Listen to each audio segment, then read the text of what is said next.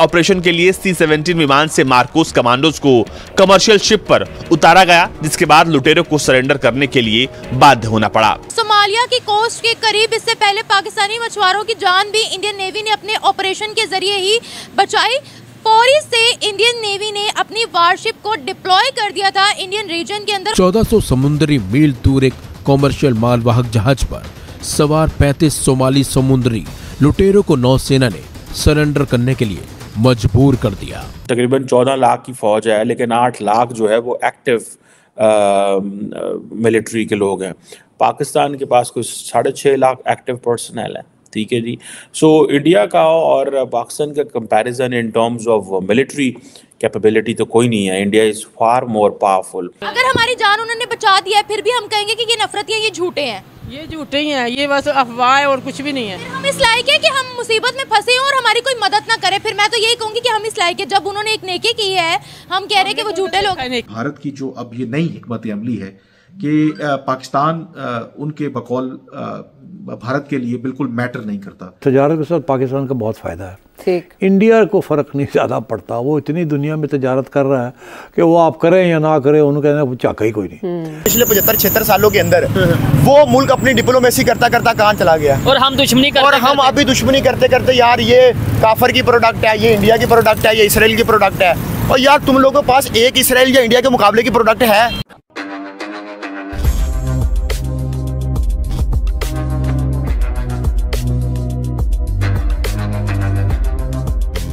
तो दोस्तों ये वीडियो है हमारे इंडियन नेवी के कमांडोस मार्कोस की, जहां उन्हें C-17 ग्लोबल मार्शल एरोप्लेन द्वारा एयर ड्रॉप किया जा रहा है और वे पैराशूट से उड़ते हुए सोमालियन पायलट्स द्वारा हाईजैक किए गए शिप को बचाने के लिए नीचे उतर रहे हैं। और इसके साथ साथ हमारे मार्कोस कमांडोस स्पेशल बोट से भी उस शिप को चारों तरफ से घेर रहे हैं ऑपरेशन करने के लिए। दरअसल दोस्तों कुछ दिन पहले ही भारतीय नेवी INS कोलकाता की मदद से इस शिप को बचाया, जिनमें 17 क्रू मेंबर्स मौजूद थे और इस शिप में 35 सोमालियन पायलट्स भी मौजूद थे, जिन्हें अब हमारी इंडियन नेवी ने अपना बंदी बना लिया है और उन लोगों को भारत ले आया जा रहा है, भारत के वेस्टर्न कोस्ट के पास। और ये भी कहा जा रहा है कि इस शिप में भारी मात्रा में स्टील मौजूद है। दोस्तों हमारी नेवी लगातार इंडियन ओशन और रेड सी में एक के बाद एक शिप को रेस्क्यू कर रही है और उन शिप्स में मौजूद क्रू मेंबर्स की जान भी बचा रही है। सोमालिया की कोस्ट के करीब इससे पहले पाकिस्तानी मछुआरों की जान भी इंडियन नेवी ने अपने ऑपरेशन के जरिए ही बचाई। पौरी से इंडियन नेवी ने अपनी वारशिप को डिप्लॉय कर दिया था इंडियन रीजन के अंदर और बांग्लादेशियों की जान बचा ली गई थी। बांग्लादेश इस वक्त भारत को शुक्रिया अदा कर रहा है। आए बढ़ते हैं अवाम की जानिब, उन्हें इस खबर के बारे में बताते हैं। इंडियन नेवी की एक्टिविटी, जितना इंडियन नेवी एक्टिव है इस वक्त इंडियन ओशन के अंदर, क्या कहती है पाकिस्तानी अवाम इस बारे में। पिछले दफ़ा जब इंडियन नेवी ने जान बचाई थी हमारे मछुआरों की, तो एक थैंक यू तक नहीं बोला गया था। अब इंडियन नेवी बहुत से ममालिक की जान बचा रही है, बड़ी एक्टिव नजर आ रही है। उन्होंने जान बचा दी है बांग्लादेशियों की, अभी भी ड्रामा कर रहे हैं क्या वो? ये ड्रामा है किसी की जान बचाना? ड्रामा करते हैं, उनके बड़े फरेब हैं। कैसे? जैसे इन्होंने ये क्या क्या बताया, मोदी ने क्या किया था, ये क्या किया? बहुत कुछ किया। अब ऐसे नहीं बताया जाता। बताए तो सही, एक आधा वाक्य ही बता दे। क्या बताओ, उन्होंने क्या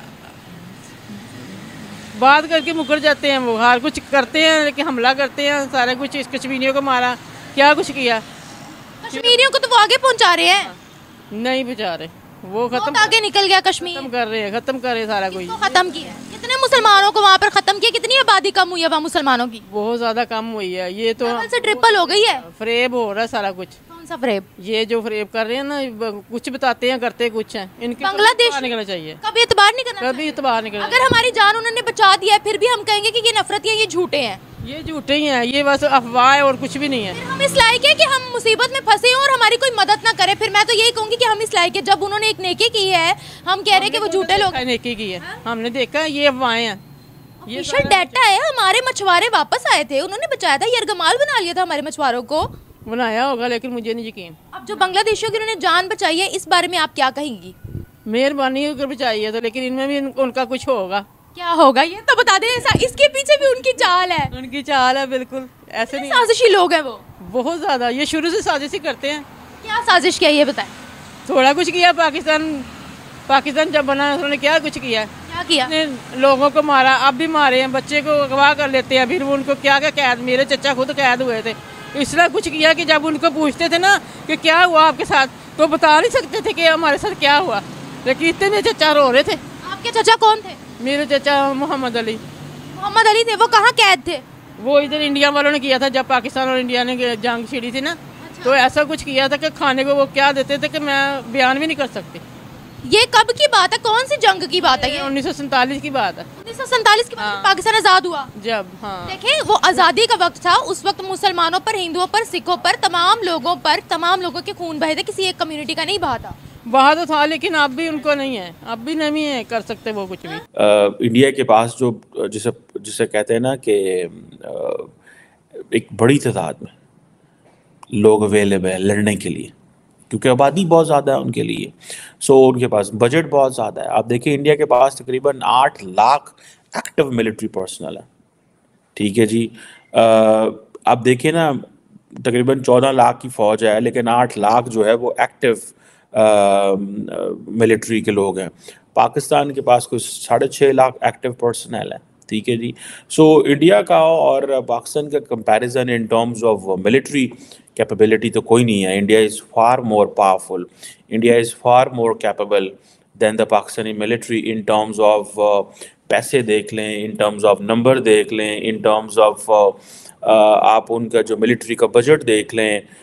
In every sense, India has more money, India has more resources, India has more connections. India can buy the military hardware from Europe, USA, Israel, anyone. India जिस मुल्क से भी आज के हमने असला ख़रीदना है, तो इंडिया ने सुबह उठना है, चेक साइन करना है, जाके उनको कहना है जी हमें ये दे दे, and they will get that. So they put the money on the table and they get this.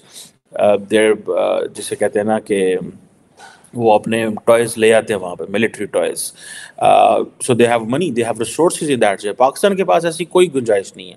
उसकी वजह ये है, आप देखें ना, कहा जाता है कि इंडिया के पास कोई 2200-2300 के करीब एयरक्राफ्ट हैं। दुनिया में चौथे नंबर पे सबसे ज़्यादा इंडिया के पास एयरक्राफ्ट हैं। पाकिस्तान के पास अराउंड 1400 से ज़्यादा थोड़ा सा एयरक्राफ्ट है। सो जो आप समझ लें कि ये एक बहुत बड़ी तादाद है, ठीक है जी। इंडिया के पास मेरा ख्याल है कुछ 600 के करीब जो हैं वो फाइटर जेट्स हैं, 31 स्क्वाड्रन्स हैं। इस तरह की तादाद जो है वो इंडिया की हमारे सामने आती है। पाकिस्तान के पास 387 फाइटर जेट्स हैं। ज़्यादा Chinese, French and American aircraft हैं। अब वो फ्रेंच भी पुराने होते जा रहे हैं, अमेरिकन भी पुराने होते जा रहे हैं, हमारे पास सिर्फ चाइना रह गया। लेकिन इंडिया के पास रशियन भी हैं, अमेरिकन भी हैं, फ्रेंच भी हैं, रशियन भी हैं, ठीक है। मुझे याद नहीं आ रहा कि अमेरिकन कौन से हैं इंडिया के पास, लेकिन दे डू हैव ये जो अमेरिकन जो एयरक्राफ्ट जो फाइटर जेट्स हैं उनके पास ज़रूर मौजूद हैं।